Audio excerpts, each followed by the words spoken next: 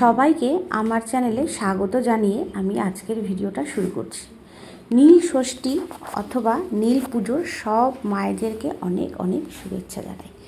আমিও নীলের উপোস করলাম, তো নীল পুজো দিতে আমি চলে গেছিলাম পানিহাটি গঙ্গার ঘাটে। সব মায়েরাই যায়, তো নীলের উপোস করে, পুজো করে বাড়িতে অথবা যে কোনো শিব মন্দিরে বাবার মাথায় জল ঢালেন উপোস করে সারাদিন। তো আমিও সেরকমভাবেই চলে গিয়েছিলাম। আমি স্নান করে এবার আমি লাইনে দাঁড়াচ্ছি, বাবার মাথায় জল ঢালবো। এখানে আমি প্রত্যেক বছর আসি, মানে এই পানিহাটি জেটি ঘাটে প্রত্যেক বছর আমি আসি। নীল পুজোর দিন স্নান করি আর ভিজে কাপড়ে বাবার মাথায় জল ঢালি, তারপর আমরা বাড়ি যাই। তো আমরা একসাথেই আসি, আমি এবং আমার সাথে আরও কাকিমারাও আসে। তো সেই রকম প্রত্যেক বছরের মতোই আমিও আজকে চলে এসেছি এবং এখানে দাঁড়িয়ে পড়েছি। দেখো কত লাইন পড়েছে এবং প্রত্যেক মানুষই গঙ্গায় স্নান করে এখানে বাবার মাথায় জল ঢালবে বলে দাঁড়িয়ে আছে। এবার আসি নীল ষষ্ঠীর কিছু কথায়। নীল ষষ্ঠী বা নীল পুজো চৈত্র সংক্রান্তির আগের দিন পালিত হয়। বাংলার সনাতন ধর্মাবলম্বীদের একটি গুরুত্বপূর্ণ লোক উৎসব। বিবাহিত মহিলারা নিজের সন্তানের দীর্ঘায়ু, নিরোগ ও সুস্থ জীবন কামনায় শিব ও ষষ্ঠী দেবীর পুজো এবং দিনভর নির্জলা উপবাস করে কিন্তু পালন করে এই পুজো। এটি মূলত শিব নীলাবতীর বিবাহের উৎসব হিসাবে কিন্তু পালিত হয়। নীল ষষ্ঠীর পৌরাণিক তথ্য হচ্ছে, নীল শব্দটির অর্থ হলো নীলকণ্ঠ বা মহাদেব, আর নীলাবতী হলেন দেবী সতীর রূপ। লোকবিশ্বাস অনুযায়ী এই দিনে মহাদেব শিবের সাথে নীলাবতীর বিবাহিত অনুষ্ঠিত হয়েছিল। শিবের অপর নাম নীলকণ্ঠ এবং চৈত্র সংক্রান্তির ঠিক আগের দিন অর্থাৎ চৈত্র মাসের শুক্লপক্ষের ষষ্ঠী তিথিতে এই পুজো হয়, তাই একে নীল ষষ্ঠী বা নীল পুজো বলা হয়। ব্রতের কাহিনী অনুযায়ী, পৌরাণিক কাহিনী অনুযায়ী কথিত আছে, এক ব্রাহ্মণ ও ব্রাহ্মণী নিঃসন্তান ছিলেন। মা ষষ্ঠীর কৃপায় তাদের সন্তান হলেও তা অকালে মারা যেতে থাকে। এরপর এক বৃদ্ধা ছদ্মবেশে, ষষ্ঠী দেবী ছদ্মবেশে এসে তাদের চৈত্র মাসের নীল ষষ্ঠীতে উপবাস করে শিবের আরাধনা করতে বলেন। এই ব্রতের প্রভাবেই তাদের সন্তানের আয়ু বৃদ্ধি পায়।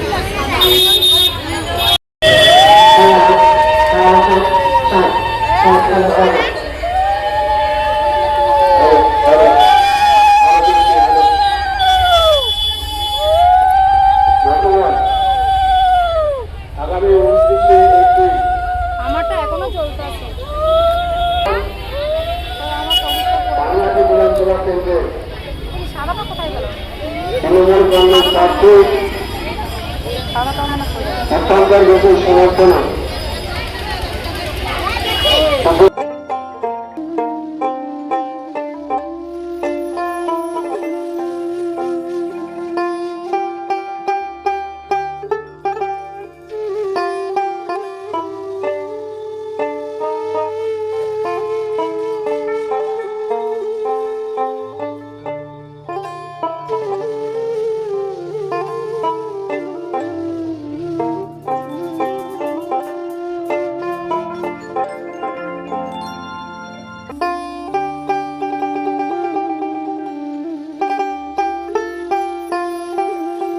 এই দিন বিকেলে মায়েরা শিব মন্দিরে গিয়ে শিবলিঙ্গে দুধ বেলপাতা ও ফুল দিয়ে পুজো করেন।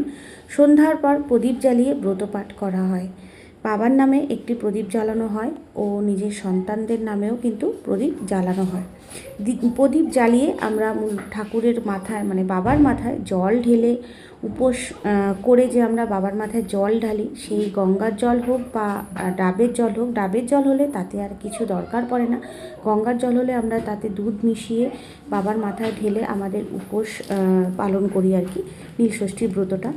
শিব ও নীলাবতীর বিবাহ উৎসব নীল পুজো বা নীল ষষ্ঠী হলো মূলত সনাতন ধর্মাবলম্বীদের এক লোক উৎসব, যা মহাদেব ও শিব ও দেবী নীলাবতীর বিবাহ উৎসব মানে চৈত্র সংক্রান্তির দিন পালন করা হয়।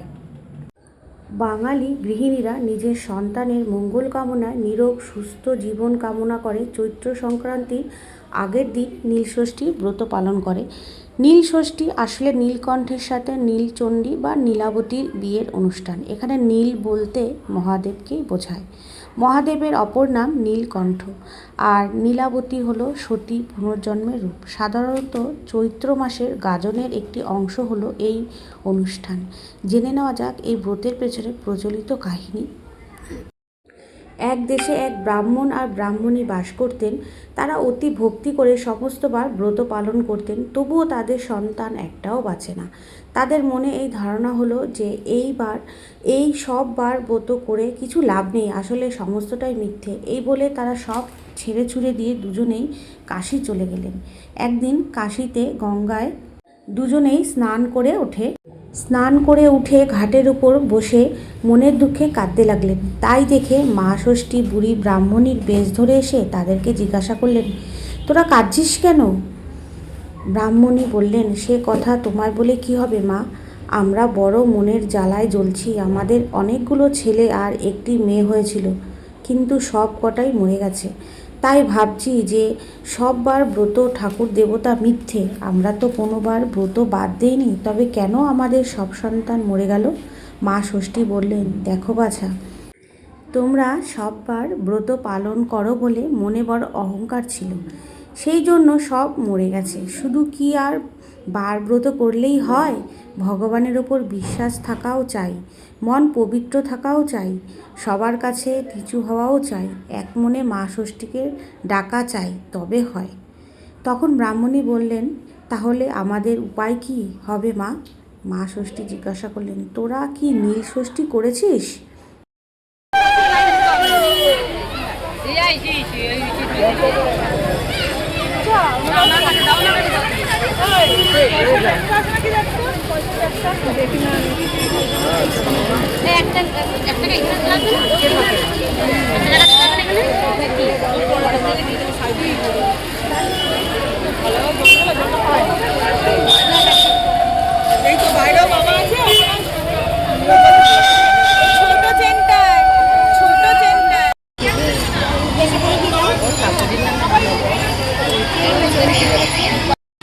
নীলের উপোস করেছি আজকে, তো যেহেতু সন্তানের মা নীলের উপোস করতেই হয়, তো আজকে আমি নীলের উপোস করেছি। নীলের উপোস করে সারাদিন পর পানিহাটি গঙ্গার ঘাটে এসে স্নান করে জল ঢাললাম।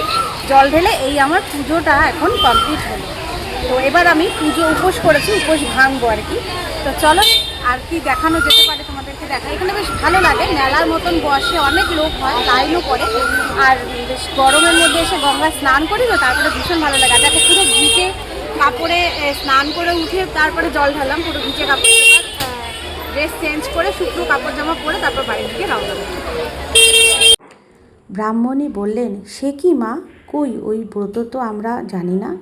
তখন মা ষষ্ঠী বললেন, সমস্ত চৈত্র মাস সন্ন্যাস করে শিব পুজো করবে, তারপর সংক্রান্তির আগের দিন সমস্ত দিন উপোস করে সন্ধ্যার সময় নীলাবতীর পুজো করে নীলকণ্ঠ শিবের ঘরে বাতি জেলে দিয়ে মা ষষ্ঠীকে প্রণাম করবে, তবে জল খাবে।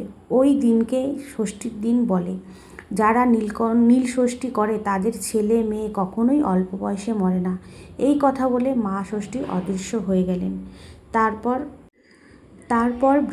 ব্রাহ্মণী দেশে ফিরে গিয়ে খুব ভালো করে নীলষষ্ঠীর পুজো আরম্ভ করলেন।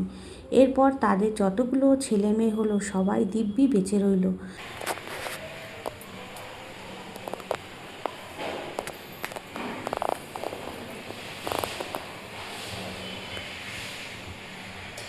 এই মোমবাতিটা আমি দিলাম বাবার নামে। আমি বাইরে গঙ্গায় জল ঢেলে বাবার মাথায় জল ঢেলেও আমি ঘরে এসে গুরুদেবের কাছে কিন্তু আমি মোমবাতি ধরাই, আমার সন্তানের নামে ধরাই, আমি আমার দাদার ছেলে আছে তার নামে ধরাই।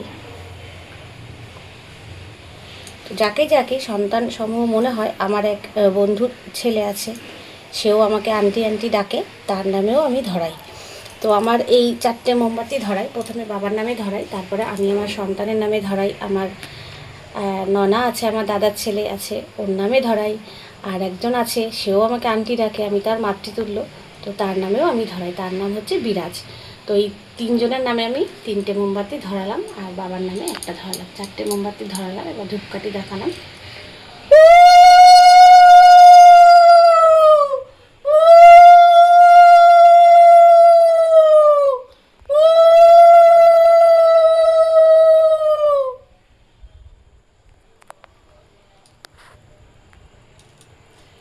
গঙ্গার পাড়ে মোমবাতি ধরিয়েও আমি একটু গুরুদেবের কাছে এসে আবার আমি কিন্তু বাতি ধরাই, বাতি ধরিয়ে প্রণাম করি, তারপরে আমার মানে পুজোটা সম্পূর্ণ হয়।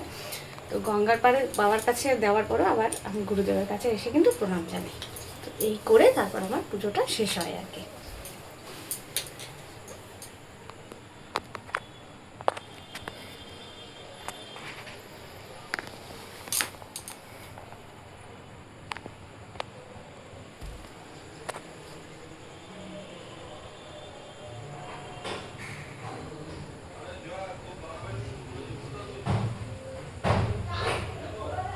আমার পুজো সম্পূর্ণ হলো। তোমাদের কাছে আমার এই নীলের ব্রত উপোস করে পুজো দেওয়া তোমাদের কাছে কেমন লেগেছে তোমরা অবশ্যই জানিও। আমি অন্যান্য তো দেখাই, এটা আমার নিজস্ব একদম একেবারে আমার নিজের উপোস করে নিজে পুজো করে বা গঙ্গায় যাওয়া, স্নান করা, পুজো করা এবং ঘরে এসে গুরুদেবের কাছে বাতি দেওয়া। তো এইগুলো সমস্ত কিছু তোমাদের কাছে তুলে ধরলাম। তোমাদের কাছে কেমন লেগেছে অতি অবশ্যই কমেন্ট করে জানিও। তো আজকের মতন এখানেই রাখছি। সবাই ভালো থাকুক, সবার সন্তান ভালো থাকুক, প্রত্যেকটা মা ভালো থাকুক, এই বলে আমি এখানে আমার ভিডিওটা শেষ করছি।